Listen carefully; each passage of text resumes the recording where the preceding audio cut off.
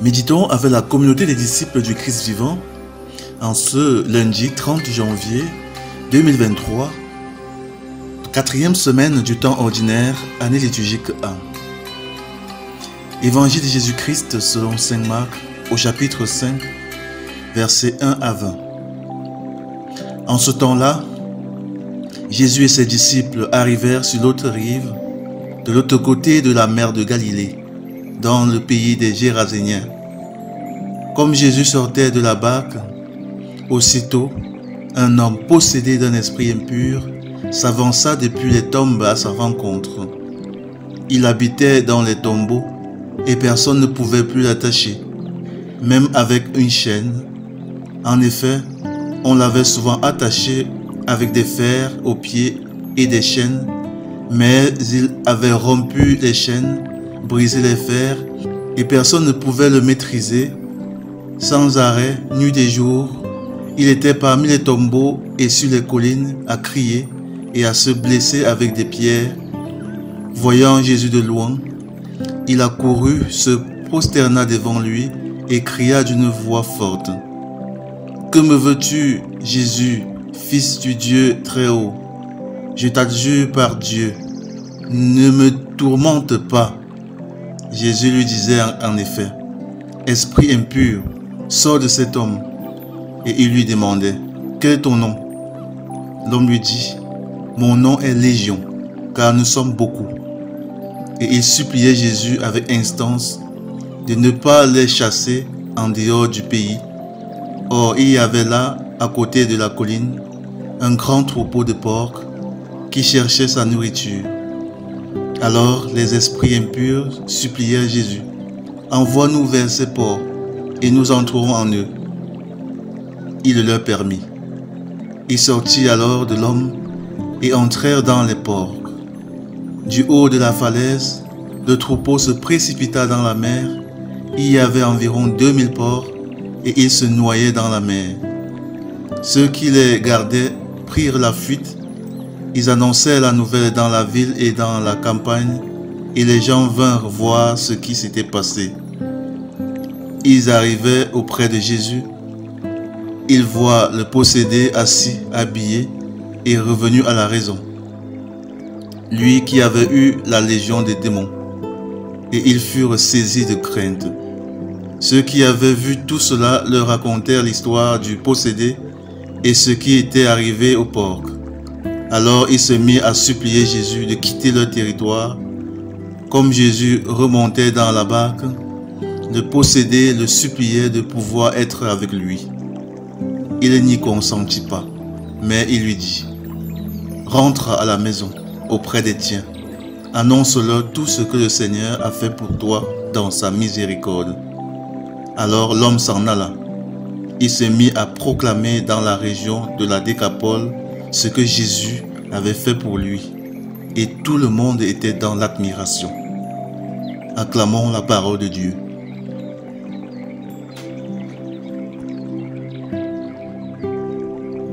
Méditation. Frères et sœurs en Jésus-Christ, que la grâce de notre Seigneur abonde dans chacune de nos vies. Aujourd'hui, le texte de l'Évangile nous présente un malade que notre Seigneur délivre d'une possession multidémoniaque. Cet homme dont la vie était foutue est à présent délivré et peut jouir de sa liberté. Alors qu'il veut suivre Jésus et quitter sa ville pour lui, le Seigneur lui demande plutôt d'aller annoncer sa parole à ses frères et sœurs qui ne sont pas convertis. En effet, comme ce démoniaque, chacun d'entre nous a déjà reçu une grâce de Dieu. Le Seigneur fait souvent des merveilles pour nous, des choses exceptionnelles pour chacun de nous. Ne fût-ce que le miracle de la vie, ou alors des grâces dans la vie ordinaire, nous avons des millions de raisons de rendre grâce à Dieu. Comment pouvons-nous le faire? Est-ce que cela suffit de dire merci à Dieu ou d'aller déposer une offrande dans une église? Combien parmi nous pensent même à remercier le Seigneur pour ses bienfaits quotidiens? Combien ont le réflexe de la gratitude envers Dieu? Et pourtant, Dieu ne nous demande pas beaucoup. Il ne nous demande en fait qu'une chose: vraiment facile à mettre en pratique. Il nous demande, comme Jésus l'a fait dans l'Évangile avec cet ancien possédé, d'aller annoncer sa parole, de témoigner de sa bonté pour nous, afin que d'autres veuillent l'expérimenter, afin que d'autres puissent profiter des mêmes grâces que nous.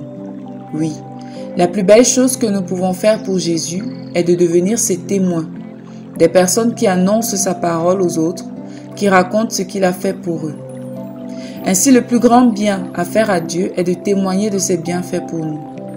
En avons-nous le réflexe? Sommes-nous des annonceurs de la parole de Dieu? Plus encore, est-ce que notre vie témoigne de la bonté de Dieu à travers notre manière de vivre en converti? Cet homme possédé n'a certainement plus jamais vécu la même vie qu'auparavant. Il a changé et est devenu une autre personne avec une nouvelle mission, celle de parler et d'annoncer Jésus. Au-delà des cadeaux, soyons de ceux-là qui ne taisent pas ce que le Seigneur a fait pour eux. Soyons de ceux qui veulent aussi que les autres profitent des grâces du Seigneur, qui ont la générosité d'aller annoncer Jésus aux autres. Jésus est une merveille. Que nos vies permettent de le découvrir et d'avoir accès à lui. Prions. Seigneur, accorde-nous la grâce de la véritable action de grâce, celle de savoir être au milieu des nations, les témoins véritables de ton amour quotidien et infini pour nous. Intercession pour tous ceux qui sont possédés par des démons, afin que la lumière du Christ les délivre. Maman Marie, intercède pour nous. Exercice spirituel. Saisissons une occasion aujourd'hui au travail, dans notre famille, dans notre milieu d'études, dans notre entourage, pour raconter un bienfait du Seigneur pour nous. Que le Seigneur soit abondamment loué en cette nouvelle semaine qui commence pour chacun d'entre nous.